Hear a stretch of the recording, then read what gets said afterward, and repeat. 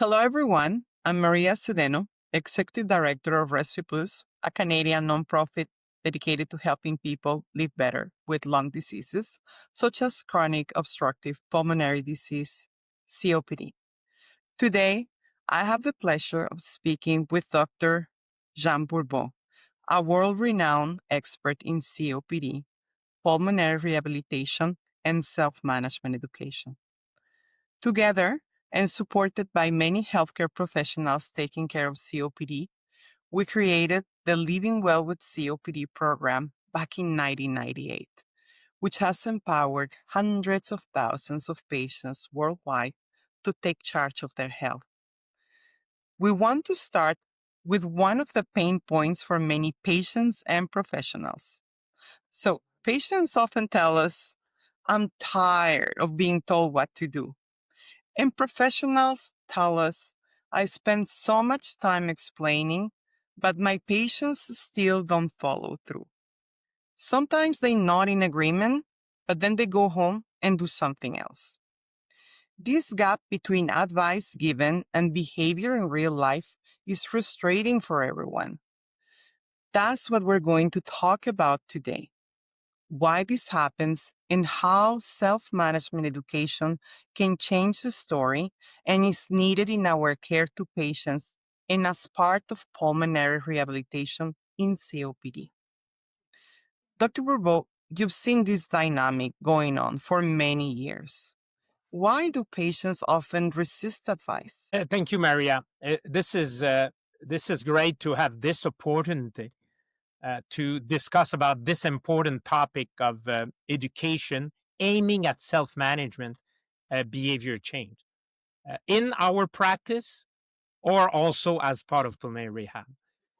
Uh, Nobody wants to be told what to do. Living with a chronic disease already feel like losing control. When advice is delivered to the patient, very often the patient will kind of shut down. They may smile politely, but inside they think, you don't live in my body. You don't know what it's like. I am the one who know because I live in the day after day with this chronic condition, COPD. Absolutely. And for healthcare professionals, it's equally discouraging. They feel like they've tried everything: education sessions, handouts, reminders, and yet the behavior doesn't change. Why do you think is that? You know, the LCAP professional is the expert at the learning from the disease.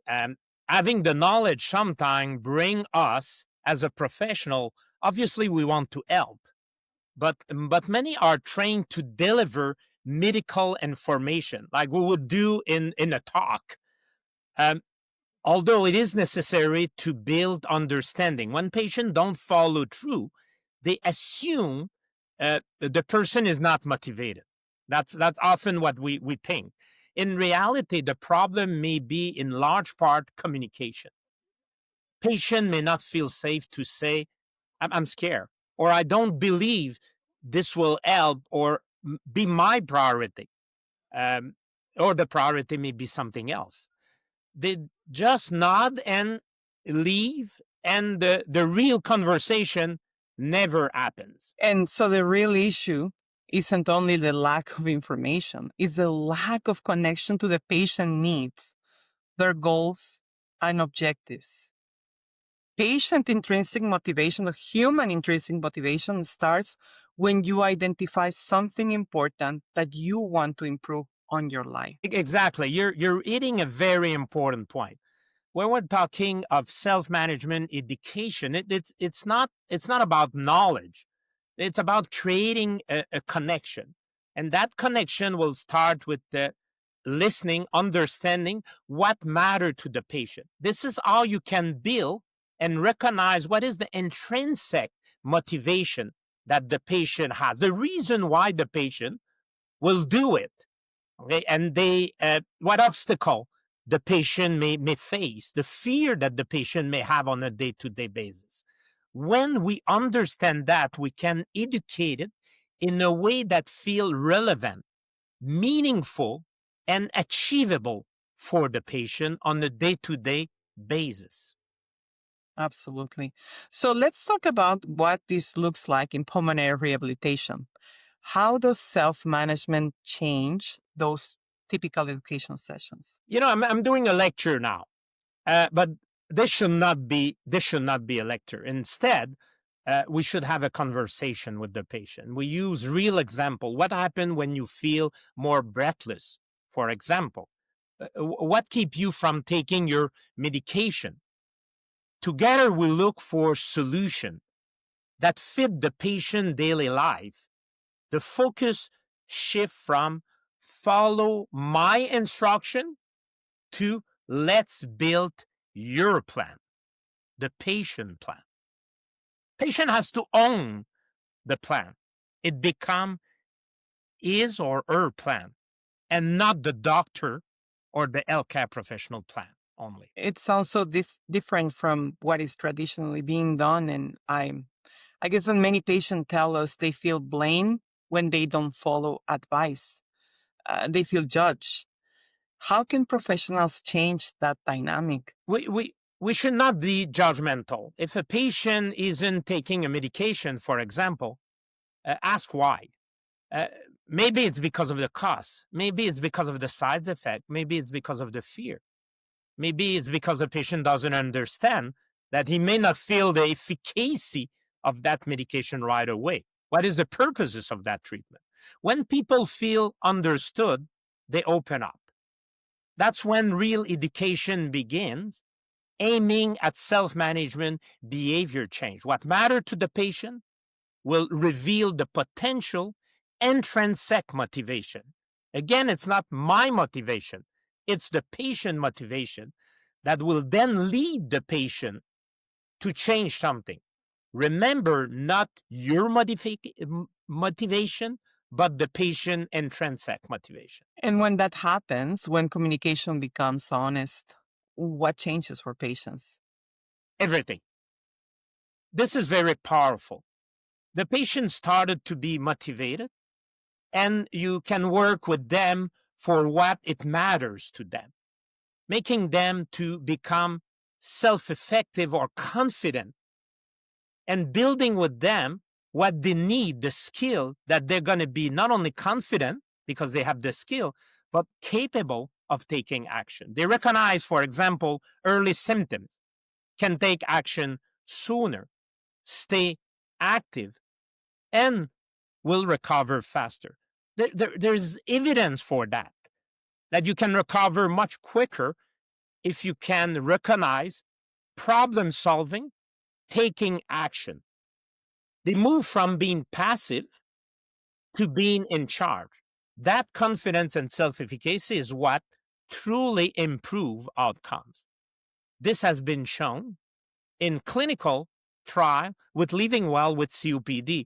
Proper coaching by an LCAP professional and or a physician, having an action plan, a plan to know what to do also for the good days, and able to recognize and take action on the bad days. Yes, that sounds so different. And actually, you often say that education itself is a treatment, but that is quite a strong statement. It is true. It is a strong statement, but exercise strengthens the body. Education strengthens decision making. Together, they can change the course of the disease. Exercise in pulmonary rehab, education aiming at self-management in pulmonary rehab. This is the difference between the can do and the do. When people learn to manage their condition day to day, they live better and they have better outcome and they live longer. It sounds so different and really the goal that we should all strive for. To make this more, I think, visualize this, do you have a story that shows us what this looked like in real life? Many stories. Once a patient, a man, told me, before rehabilitation, I wait for my doctor to fix me. After rehabilitation with education self management, I realized I could fix many things myself. I have now the tool, I have now the confidence, I have now the skill and a plan for life. That patient learned to recognize warning sign early and prevent hospital visit. That's a shift. That's a shift from waiting for rescue to taking control. Very good. For patients who are watching, what is your message to them? You are the most important member of your care team. Ask questions, share your concern, and be honest about what you can and cannot do. Every bit of learning builds your motivation and your confidence. And what would you say to professionals? Turn every instruction into a conversation. Ask what matters most to your patient, not just what's wrong with them. Education aiming at self management behavior change is built on respect and collaboration. Everyone wins. Dr. Bourbeau, thank you very much for this conversation and for your lifelong work in transforming care for people with chronic lung diseases such as COPD. To everyone watching, if you want to learn more about practical tools, you can visit www.chroniclungdiseases.com and you will find a ton of free content we have crafted for you with guidance for living well with COPD and many other lung conditions. The Living Well with COPD program offers free, evidence based resources in English and French and multiple other languages for patients, caregivers, and professionals. This is a way to practice, and this is a way to include education aiming at self management and behavior change. Remember, living well with COPD isn't just about what your doctor tells you, it's about how you choose to live healthy every day.